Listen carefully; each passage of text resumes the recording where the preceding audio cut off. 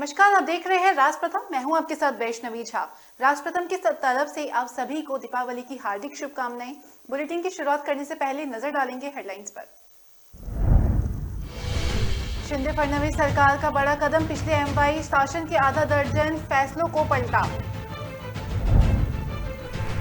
Rajiv Gandhi foundation और charitable trust का FCRA licence हुआ कैंसिल, चीन के फंडिंग का है आरोप। दीपावली की खुशियां बांटने कच्ची बस्तियों में पहुंचे लोकसभा अध्यक्ष ओम बिरला, नए कपड़े और मिठाइयों से खिले बच्चों के चेहरे।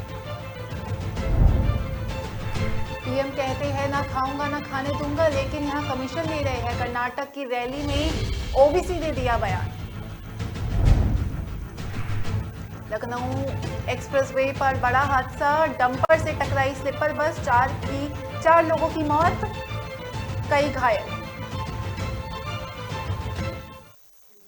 अब खबरें जानेंगे विस्तार से। महाराष्ट्र में एकनाथ शिंदे सरकार ने पिछले महाविकास आघाड़ी शासन द्वारा लिए गए कम से कम आधा दर्जन फैसलों पर रोक लगा दी है या पलट दिया है।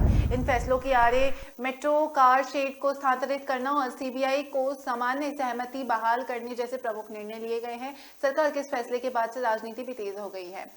तो आइए जानते हैं कि क्या क्या फैसले बदले गए हैं। दरअसल शिंदे भाजपा सरकार ने पिछले एमवाई सरकार की कौन कौन से फैसले पलटे हैं। महाराष्ट्र के नए मुख्यमंत्री देवेंद्र फडणवीस ने जुलाई के महीने में मेट्रो कार शेड को आरे कॉलोनी में शिफ्ट करने का निर्देश दिया था। इससे पहले उद्धव ठाकरे सरकार ने जगह को कांजूर मार्ग में बदल दिया था। इसके अलावा परियोजनाओं का विरोध करने वालों पर लगे आरोप भी वापस ले लिए गए थे। वही सीबीआई अब बिना अनुमति के राज्य के मामलों में जांच कर सकती है। दरअसल महाराष्ट्र की एकनाथ शिंदे सरकार ने पिछले महाविकास आघाड़ी सरकार के फैसले को पलट दिया। ठाकरे नेतृत्व वाली एमवाई सरकार ने एजेंसी को दी हुई ये सामान्य सहमति वापस ले ली थी।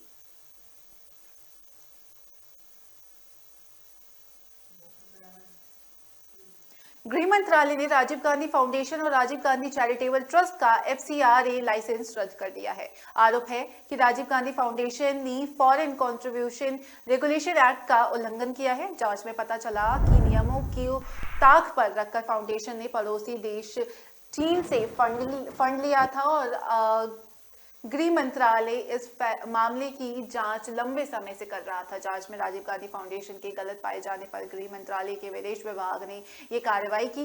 FCRA लाइसेंस के तहत स्थानीय संस्थाएं और NGO विदेशी संस्थाओं व्यक्तियों से अनुदान ले सकती है, लेकिन अनुदान लिए जाने की पूरी जानकारी केंद्र सरकार को दी जाती है। इससे ये पता लगाया जा सकता है कि जो अनुदान लिया गया है वह किस संस्था से किस कार्य के लिए लिया गया है और इसका इस्तेमाल देश के हित में होगा या फिर नहीं। आपको बता दें कि इस फाउंडेशन में सोनिया गांधी, प्रियंका गांधी, राहुल गांधी के अलावा पूर्व प्रधानमंत्री मनमोहन सिंह और P चिदम्बरम भी सदस्य हैं। 1991 के इस संस्था का गठन किया गया था और राजीव गांधी फाउंडेशन में वित्तीय अनियमितताओं की जांच के लिए 2020 से इंटर मिनिस्ट्रियल कमेटी गठित की गई थी। इसमें ईडी के सीनियर अधिकारी भी थे। 2 दिन पहले ही कमेटी ने जांच रिपोर्ट सबमिट की थी।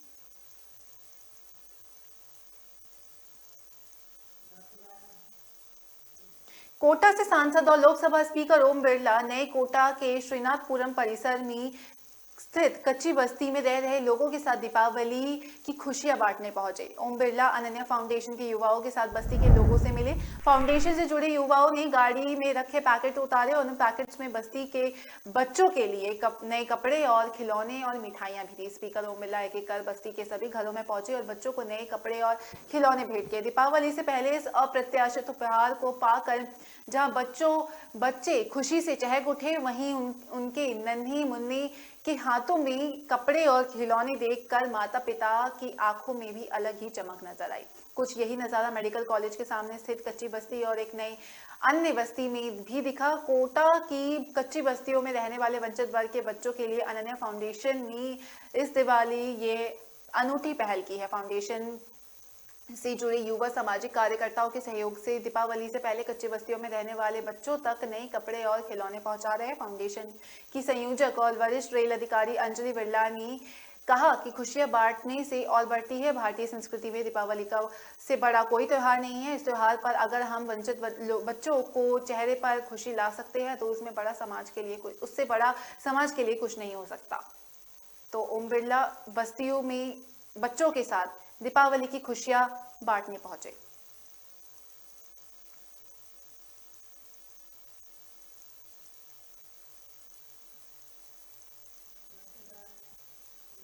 एआईएमआईएम अध्यक्ष असदुद्दीन ओवैसी ने 22 अक्टूबर को हानाबाद में एक रैली संबोधित करते हुए बीजेपी की अगुवाई वाली राज्य सरकार पर निशाना साधा।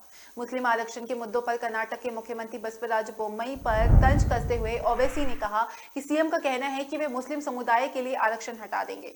आप पहले उस कमीशन को खत्म करें जो आपकी पार्टी को दिल्ली में मिल रहा है। पीएम कहते हैं ना कि ना खाऊंगा ना खाने दूंगा, लेकिन यहाँ वे कमीशन ले रहे हैं। ओवैसी ने पिछले 8 सालों में देश की राजनीति परिदृश्य को बदलने के लिए प्रधानमंत्री नरेंद्र मोदी को बधाई दी और कहा कि धर्मनिरपेक्ष दल भी अब मुसलमानों के मुद्दों को नहीं उठाते हैं। हैदराबाद के सांसद ने कांग्रेस और जेडीएस पर भी निशाना साधते हुए कहा कि अब भारतीय राजनीति में मुसलमानों का कोई महत्व नहीं है। मुस्लिम राजनीति दलों के लिए एटीएम मशीन बन गए हैं जो केवल समुदाय से वोट मांगते हैं।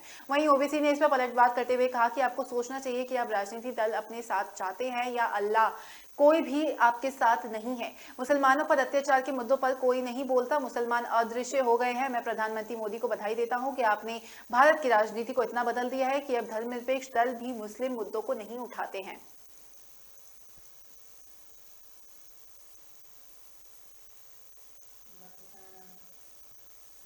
लखनऊ एक्सप्रेस वे पर एक बड़ा हादसा हो गया। जानकारी के अनुसार एक स्लीपर बस डंपर से टकरा गई। इस एक्सीडेंट में 4 लोगों की मौत हो गई। वहीं करीब 42 लोग घायल होने की खबर सामने आई। ये बस गोरखपुर से अजमेर जा रही थी और घायलों को सिफई के पीजीआई अस्पताल में भर्ती कराया गया है।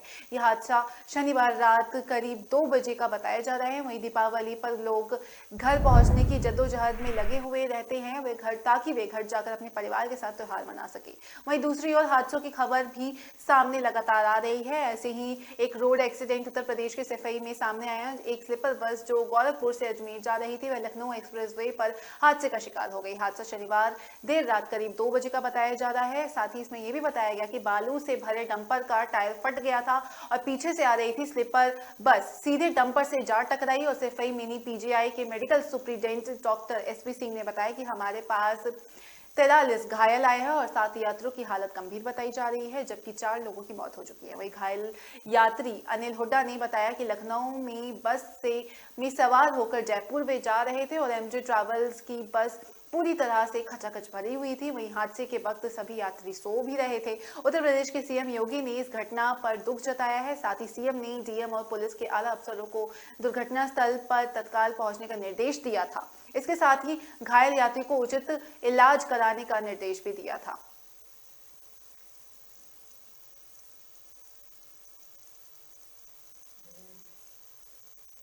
फिलहाल वक्त तो चलो एक छोटे से ब्रेक का। अब बने रहिए राज प्रथम के साथ।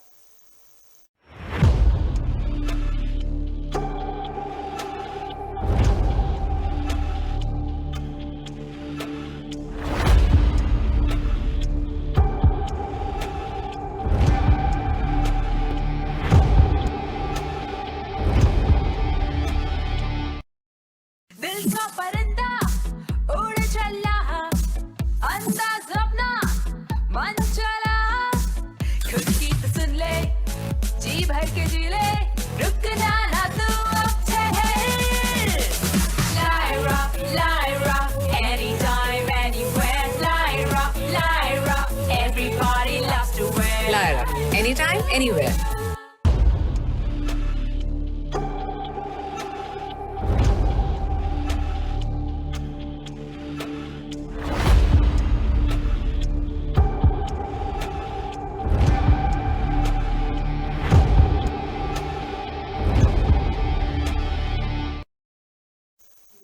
ब्रेक के बाद स्वागत है आपका। रुख करेंगे अगली खबर का। उत्तर प्रदेश की राजधानी लखनऊ के गाजीपुर थाना इलाके में शनिवार देर रात एक मकान में आग लगने के कारण दम घुटने से सेवानिवृत्त पुलिस महानिरीक्षक आईजी की मौत हो गई और उनकी पत्नी और उनका बेटा भी घायल हो गया। पुलिस ने ये जानकारी साझा की और लखनऊ पुलिस आयुक्तालय के गाजीपुर थाना क्षेत्र के प्रभारी निरीक्षक मनोज कुमार मिश्र ने बताया कि थाना क्षेत्र के इंदिरा नगर में स्थित पूर्व आईजी डीसी पांडे के घर में बीती रात आग लग गई थी और उसकी पहली मंजिल पर उनका परिवार बुरी तरह से फंस गया था। पुलिस ने बताया कि पुलिस पड़ोसियों को सूचना देने पर तत्काल वहां मौके पर पहुंची और अग्निशमन कर्मियों को आग पे काबू पाकर पांडे और उनकी पत्नी अरुणा पांडे और साथ ही उनका पुत्र शशांक को बाहर निकाला गया। घर में धुआं भर जाने से सबकी हालत बिगड़ गई थी। मिश्र ने बताया कि तीनों को डॉक्टर राम मनोहर लोहिया अस्पताल में ले जाया गया, जहां चिकित्सकों ने डीसी पांडे को मृत घोषित कर दिया था। साथ ही उन्होंने बताया कि उनकी पत्नी और उनके बेटे का उपचार फिलहाल जारी है और आवश्यक विधिक प्रक्रिया भी की जा रही है। मिश्र ने बताया कि पांडे करीब 10 बजे पूर्व सेवानिवृत्त हुए थे और 10 वर्ष पहले सेवानिवृत्त हुए थे। साथ ही पुलिस सूत्रों के अनुसार करीब 11 बजे पांडे के आवास पर आग लग गई और उसकी पहली मंजिल पर पूरा परिवार फंस गया। उन्होंने बताया कि पांडे ने पहले खुद आग बुझाने की कोशिश की, लेकिन सफलता न मिलने पर उन्होंने शोर मचाया। जब पुलिस वहां पहुंची तो परिवार के सभी सदस्य बेहोश पाए गए थे।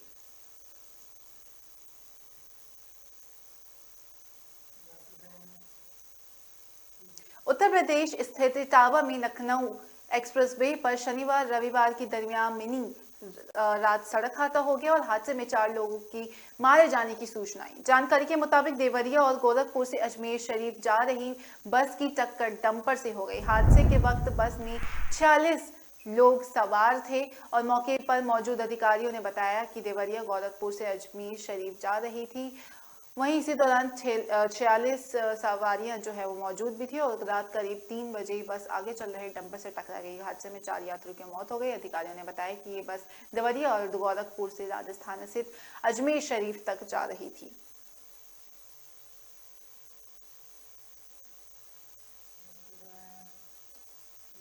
बनारस में एमपी एमएलए कोर्ट ने स्वामी अभियुक्तारेश्वर समेत कई साधु संतों को फरार करने का घोषित किया गया। कोर्ट ने उनकी संपत्ति कुर्क करने का निर्देश जारी दिया है। साथ ही ये मामला 7 साल पहले आयोजित प्रतिकार यात्रा में हुए बवाल से संबंधित है।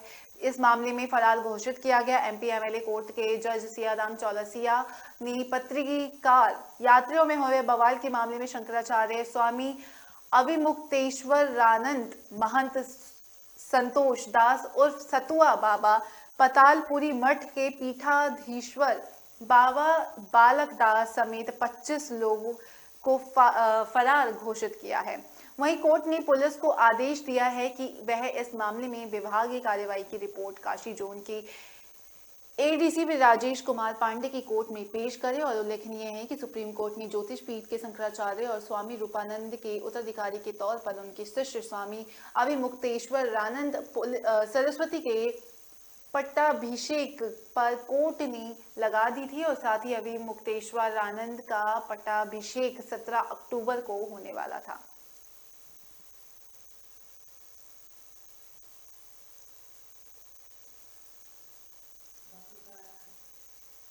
गाजियाबाद पुलिस के बड़े हाथ सफलता लगी है। साथ ही दरअसल पुलिस ने मोबाइल बरामद किए हैं और इन मोबाइलों की कीमत 8 लाख बताई जा रही है। ये वही मोबाइल है जो लोगों से कहीं गुम हो गए थे या फिर कहीं चोरी हो गए थे।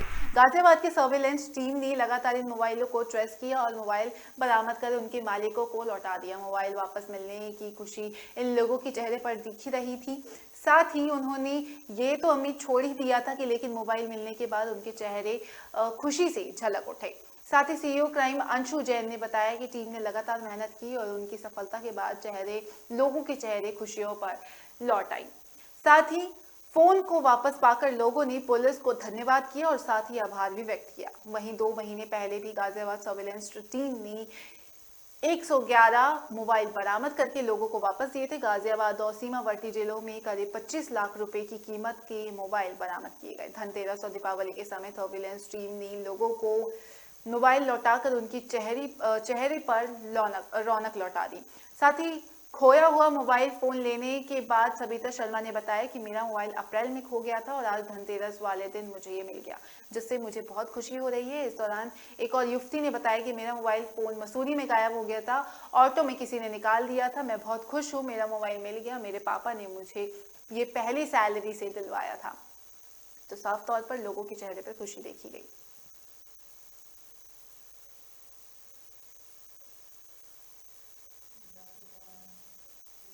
दीपावली को लेकर जगह जहां तैयारियां की जाती है तो वहीं गाजियाबाद के हाईटेक डासना में दीपावली के लिए दिए और मोमबत्ती को तैयार किया जा रहा है। जेल के बनाए दीपक से घरों को उजाला फैलेगा। वैसे तो जेल को अंधकार का घर कहा जाता है, लेकिन कैदियों के द्वारा तैयार दीपक से उजाला किया जाएगा। जेल अधीक्षक ने जानकारी देते हुए बताया कि बंदियों को आत्मनिर्भर बनाने के उद्देश्य से बंदियों को कार्य सिखाए जा रहे हैं और दीपावली को लेकर जहां हर तरफ जश्न का माहौल है, वहीं गाजियाबाद के 10 नग जेल के बंदी दीपक बनाने का काम कर रहे हैं। और यह दीपक पहले तो जेल में तैयार किए जाते हैं, इसके बाद जेल के बाहर स्टॉल लगाकर सेल भी की जा रही है। इस मामले में जेल अधीक्षक आलोक सिंह ने जानकारी देते हुए बताया कि बंदियों को आत्मनिर्भर बनाने के उद्देश्य से बंदियों को कार्य सिखाए जाते हैं। साथ ही दीपावली के अवसर को ध्यान में रखते हुए जेल में बंदियों द्वारा मिट्टी के दियों को बनाने का कार्य भी किया जा रहा है, साथ ही जिससे दीपावली की मिट्टी के दियों से जगमग होगी। और जेल अधीक्षक आलोक सिंह ने आगे बताया कि मोम से बने कैंडल और दियों को जेल के गेट पर और जेल के चारों तरफ लगाया जाएगा, जिसकी रोशनी से जेल भी जगमगाएगा। जेल भी बंदियों ने भी कहा कि जेल में कई प्रकार की एक्टिविटी करने को मिलती है और हम जेल में कई महीने से मिट्टी के दीपक तैयार कर रहे हैं, जिससे कई तरह के कार्य करने को मिलते हैं। इन तैयार दीपकों से जेल में उजाला भी किया जाएगा।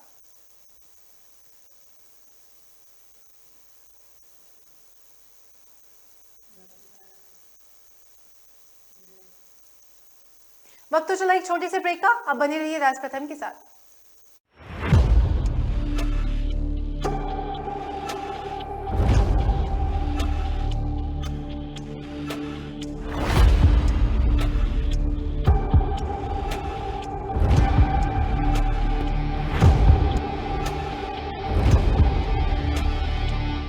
हर चीज का भाव बढ़ गया है। दूध 5 रुपए से, सेब 30 रुपए से, पेट्रोल का भाव तो बीपी बढ़ा देता है। इस टॉमी का भी भाव बहुत बढ़ गया है। चिल माचा, शुक्र है रैपिडो ऑटो के भाव तो नहीं बढ़े। ऑटोज में सबसे किफायती और आपके घर तक भी best price assured. Forget meter, enjoy every kilometre.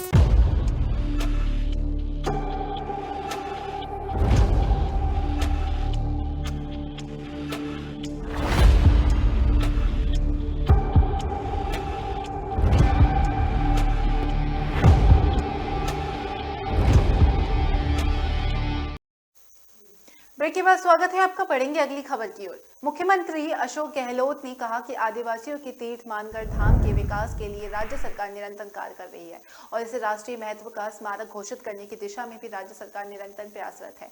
Gehlot ने ये टिप्पणी मानगढ़ धाम के विकास कार्यों की विस्तृत समीक्षा करते हुए कहा और मुख्यमंत्री ने राज्य सरकार द्वारा मानगढ़ धाम पर करवाए जा रहे विभिन्न विकास कार्यों को समयबद्ध पूर्ण तरीके के करने का निर्देश दिया और साथ ही 1 नवंबर को प्रधानमंत्री मोदी के प्रस्तावित बांसवाड़ा दौरे के लिए आवश्यक तैयारियां भी पूरी करने के निर्देश दिए। गहलोत ने कहा कि प्रधानमंत्री मोदी 2 बार पत्र लिखकर राजस्थान के बांसवाड़ा जिले में स्थित मानगढ़ धाम में राष्ट्रीय महत्व का स्मारक घोषित करने की मांग की गई है।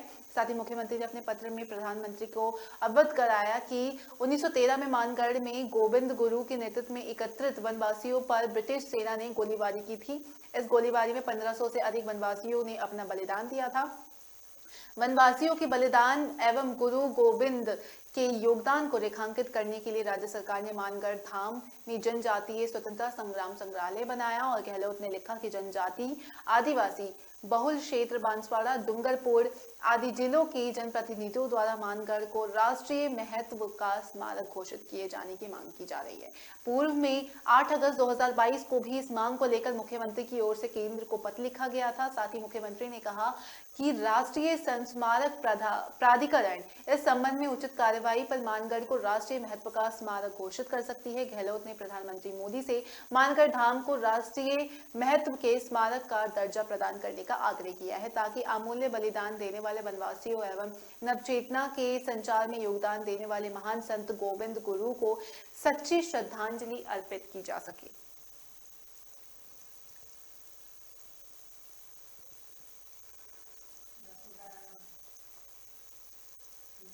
दीपावली को मद्देनजर रखते हुए ट्रेनों में यात्रियों की होने वाली अतिरिक्त भीड़ में ध्यान रखते हुए रेलवे ने यात्रियों की सुविधा के लिए विशेष ट्रेनों का संचालन शुरू किया। इसके तहत भगत की कोठी से Bandra terminus festival special train रविवार को रवाना होगी, जबकि पुणे के लिए एक तरफ फेस्टिवल स्पेशल ट्रेन 27 अक्टूबर को चलाई जाएगी। मंडल रेल प्रबंधक गीतिका पांडे ने बताया कि दीपावली और उसके बाद ट्रेनों में यात्रियों की अतिरिक्त भीड़ भी होती है, जिस वजह से विभिन्न क्षेत्रों के लिए फेस्टिवल स्पेशल ट्रेनों का चरणबद्ध तरीके से संचालन किया जा रहा है। साथ ही जिससे यात्रियों को सुखद यात्रा की अतिरिक्त सीटें भी उपलब्ध की जा सके। गीतिका पांडे ने बताया कि इसके तहत रेल सेवा जोधपुर के भगत की कोठी रेलवे स्टेशन से रविवार दोपहर 12:15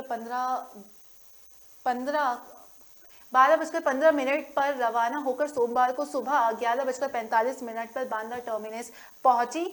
साथ ही इस ट्रेन का दूसरा फेरा 30 अक्टूबर को होगा।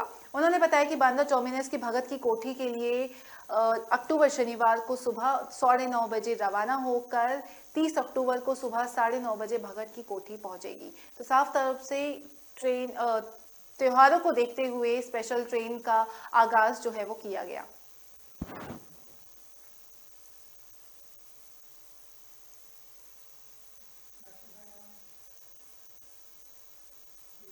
उदयपुर के इतिहास में 12 करोड़ रुपए की 23 किलो सोने की डकैती मामले सामने आने से उदयपुर पुलिस ने बड़ा खुलासा किया। ये डकैती उदयपुर शहर के सुंदरबास क्षेत्र स्थित मणप्पुरम गोल्ड लोन कार्यालय में हुई थी। साथ ही डकैती कोई सामान्य बदमाशों ने नहीं की थी, बल्कि शातिर और अदनान बदमाशों द्वारा की गई थी। इसी कारण दो बदमाशों तक पहुंचने में उदयपुर को नेपाल और देश के 4 राज्यों को पुलिस की सहयोग लेनी पड़ी। साथ ही मामले में पुलिस ने 2 आरोपियों को गिरफ्तार किया, लेकिन सोने का पहला तोला एक बरामद नहीं हुआ। आईजी प्रफुल्ल कुमार ने बताया कि सीसीटीवी फुटेज और तकनीकी अनुसंधान के बाद सामने आया कि आरोपी डबोक में किराए पर मकान लेकर रह रहे थे और खुद को स्टूडेंट बताया था। किराए के मकान पर पहुंचे तो वहां कोई नहीं मिला। आसपास के लोगों से बातचीत की और उनके हुलिये के बारे में पूछा। बताए हुलिये के आधार पर बिहार के होना लग रहा था और इधर शहर से लेकर 16 किलोमीटर दूर दबोक तक सभी सीसीटीवी फुटेज भी खंगाले गए। साथ ही कुछ संदिग्ध सामान भी बरामद किए गए, जिसके बाद से बिहार गए, जहां एक बार 7 और एक बार 17 दिन वही कैंप भी किया गया और बदमाशों के ठिकानों पर दबिश भी दी गई, जिसके बाद से किसी का पता नहीं चला। संभावना हुई कि कहीं आरोपी बॉर्डर क्रॉस करते हुए नेपाल तो नहीं पहुंच गए। नेपाल पुलिस से बातचीत की तो वहां भी तलाशी करवाया गया, लेकिन आरोपी नहीं मिले। फिर भी वहीं एक व्यक्ति से सूचना मिली कि इस हुलिये के दोनों आरोपी राजस्थान की तरफ गए हैं। राजस्थान पुलिस को अलर्ट किया गया और मुखबिरों की सूचना के आधार पर आरोपी को निम्बाहेड़ा में दबोचा गया।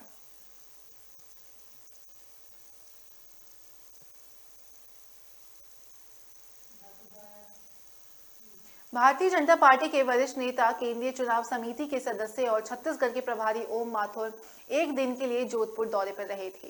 इस दौरान उन्होंने अगले साल होने वाले देश के 3 राज्यों में चुनाव को लेकर उन्होंने खास बातचीत भी की और माथुर ने दावा किया कि मध्य प्रदेश, छत्तीसगढ़ और राजस्थान में बीजेपी पूर्ण बहुमत ही नहीं, ऐतिहासिक बहुमत के साथ सरकार बनाएगी।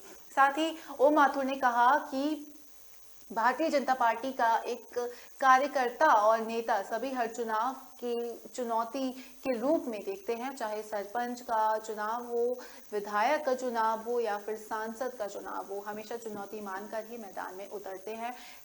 हमारे सामने कोई चुनौती नहीं है। चुनाव के दौरान अमर्यादित भाषा के उपयोग को लेकर माथुर ने कहा कि मैं अपनी पार्टी के कार्यकर्ताओं और नेताओं से आदरपूर्वक निवेदन करता हूं कि विरोधी पार्टियों और नेताओं के खिलाफ कोई भी अमर्यादित शब्द का उपयोग ना करें। हम चुनाव लड़ रहे हैं, चुनाव में भाषा की मर्यादा बनाए रखें।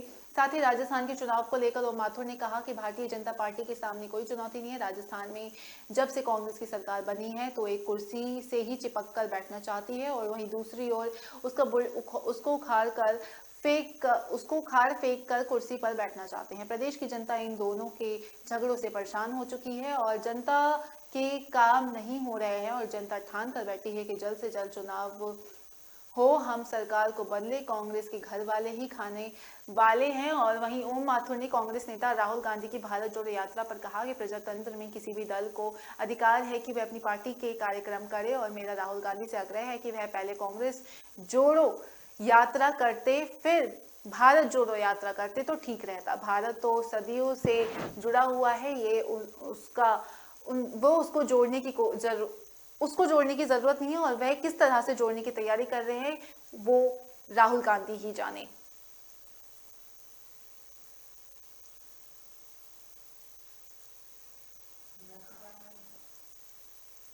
राजस्थान की राजधानी जयपुर के मानसरोवर इलाके में बावनगंज में फैला हुआ सिटी पार्क जनता के लिए औपचारिक रूप से खोल दिया गया है। साथ ही मुख्यमंत्री अशोक गहलोत ने 55 करोड़ रुपए की लागत से बने इस पार्क का विधिवत लोकार्पण भी किया था, और गहलोत ने गोल्फ कार्ट के जरिए सिटी पार्क का अवलोकन किया था। उन्होंने राजस्थान के सबसे ऊंचे राष्ट्रीय ध्वज एवं इसके निकट करीब 2000 वर्ग मीटर क्षेत्रफल में मनोरम लोअर लेक का भी अवलोकन किया था। साथ ही गहलोत ने कार्यक्रम के दौरान राज्य के 11 शहरों के 15 आवासीय योजनाओं में निर्मित 29,000 लगभग के आवासों का लोकार्पण भी किया था, और इस अवसर पर उन्होंने कहा कि राज्य सरकार की नीतियों से राज्य के शहरों की सूरत बदल रही है। उन्होंने कहा कि राज्य सरकार प्रदेशवासियों को उत्कृष्ट मूलभूत ढांचा उपलब्ध कराने के लिए लगातार कार्य कर रही है। तो साफ तौर पर अशोक गहलोत की तरफ से ये बयान सामने आया।